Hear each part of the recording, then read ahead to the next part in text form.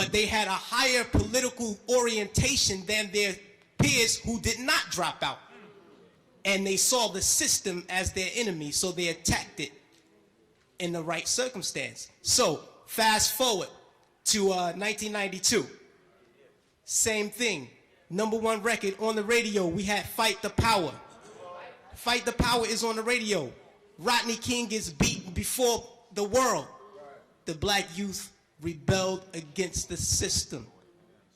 Again, they did it again. And why? What primed them? Positive hip hop.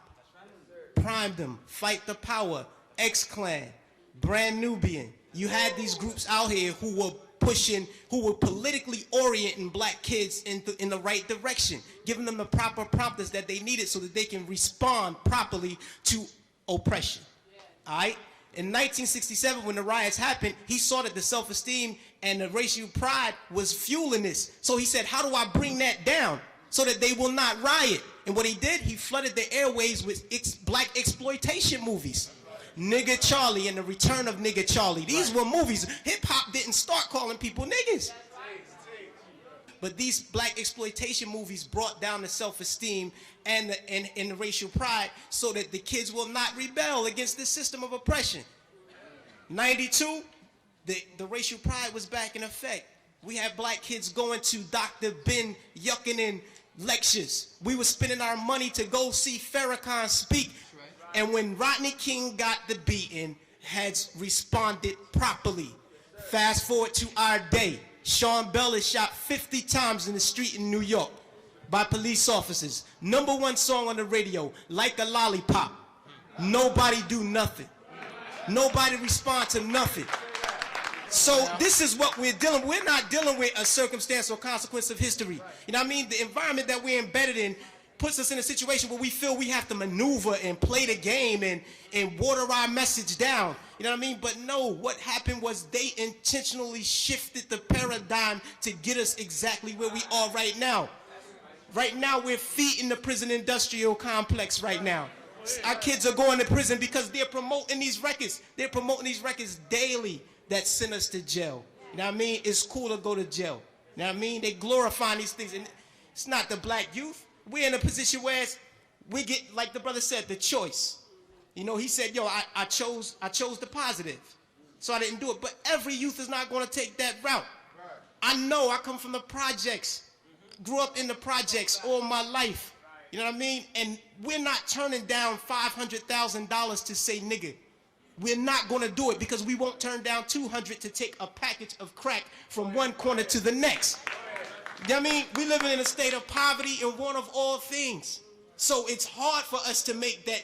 Our judgment is clouded.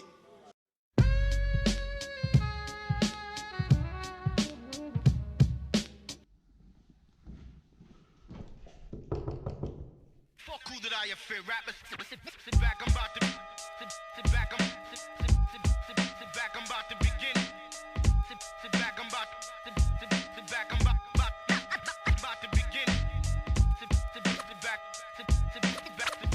Sit back, I'm about to begin.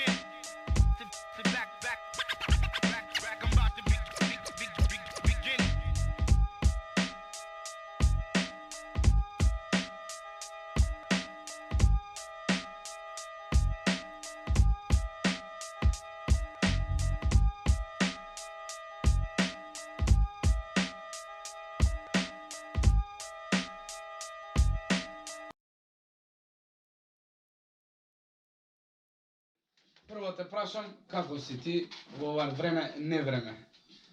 Супер, мило ми е што имам прилика да бидам дел од оваа емисија и сакам во иднина да има уште многу. Јако е. Затоа што фали бе. Нема. Фали. Види, колку и да се тие луѓе, и ова е многу важно што се случува сега. Како почна Мартикс и каде? Па се разбира дека започна во Кочани на некои 13 години со уште неколку локални артисти. Кој е твојот начин на живот? Како дојде до Скопје? Кој е твоето гледање на тој живот со рапот и рапот со животот, нели? Како тоа функционира кај Мартикс? Во моментот работам и студирам овде во Скопје, работам како фриленс, студирам општа и компаративна книжевност. Општа и компаративна. Паралелно работам на сите овие проекти, на инструменталите, на некои соработки што се случуваат. Така. Темите што ги обработуваш у текстовите, најчесто кои се? Сега не може тоа да се дефинира, не е ова поп музика инспирацијата, Да. така да се ама кои се темите што те привлекува? Па, јас од секогаш сум го сакал тоа, например, ако нешто правам, тоа да звучи како тоа што сум сакал да го слушам. Океј. Добро. Сакам да биде искрено мое, ама сакам да постигне некоја, мислам да остави некоја тежина да даде, ако нели рапот од едно толкување е кратеница од ритамен поетри. Добро. Мене ми фали, например, да има малку повеќе поетри, да биде стварно да има Тоа ми беше тежината прашање. на зборот, знаеш, да. Јас например сакам и да учам, јас сакам таа едукативна страна на хип-хопот. Добро. Знаеш, сакам да дознавам нешто, не сакам да слушам само нешто за работи што ги знам. Сега сакам да те прашам за твоите проекти, нели, за не знам, и за настапите. Ајде пред се за проектите да ми кажеш што ти е во план, што имаш за себе и така натаму. Да, па моментално, како што споменав, Never Amor е Never Amor. во фаза на објавување, веќе на штампање, цедиња и тој момент се ближи. Така. Тоа е прв соло концерт. Паралелно со тоа имаме еден проект заедно со Влакс од Кочани. Поздрав за Влакс од Поздрав за Кочани Влакс од и со Филип Фундамент како Стих на умов. Тоа ќе биде некоја EP. Сега Стих на таа сега умов. имаме 5. Браво. Кои се влијанијата во твојата, да речам, нели, во твоето творење? Не дали, нели, не копирање, туку влијанија музички, па дури и движења и политички сваќања. Тоа сакам да ми го објасниш се. Да, па влијание, например, како што веќе спомнав, ја сакам таа поетската страна во златната ера на хип-хопот, знам доста често да се го пуштам Бигел.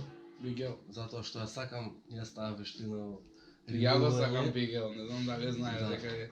Мене ми е Бигел, умилен рапер ми е Бигел, стварно. Бог да го прости. Ајде. За Бигел. Нека му е лесна земјата раперска. Например на Балкан од Скриптор, Јантар Марчело во Македонија, Влакс, Сиги. Куп луѓе што има, знаеш, да, Паки, например, и како за не. тагол од мене. На нашата сцена ми недостасува соло албум на Паки, соло албум на Блажи. Мислам, тоа сакам да го доживеам. Се служувам. Па брат, дојдовме до моментот фристайл. Освен што правиш добар орис, со копани, ти правиш и добар фристайл. Со копани. Со копани. Пошто Емил, брат, може ли да пуштиш бит да ми кажеш ти каков е овој бит и на него да ни скуваш еден фристайл? Па битот што го избрав денес, локал патриотски. Така, од Иван Лорд. Браво. Од Кочани. Битмейкер подолго време. И се надевам на неколку соработки во иднина. Поштувам. Ова е Емил, рока да видиме како фристайл мала брат. Бетменскиот инструментал. Ајде, ја ке палам си бе.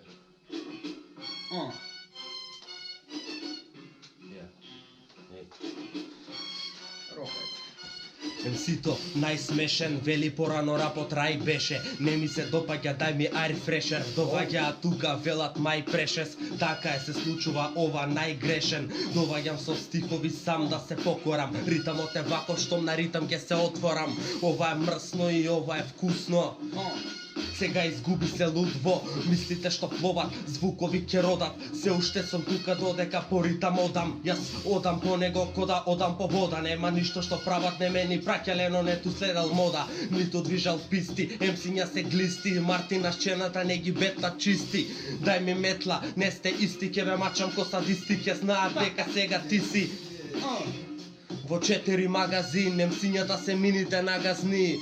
Немој по мене да газиш, немој сцена дисови и бетлал, ниту биф, ни да мразиш. Ако можеш дај љубов, врати го звукот и движи го кругот и овде да лудо удира рапот ти како Рудолф, движи напред ко Месија. Тука не да преспијат, да слушнат и сватат, битот се враќа, никаква рата на ова нема камата. Рататата улаваме во банка, не ја враќам ратата, сега сум тука, Шри-Ланка.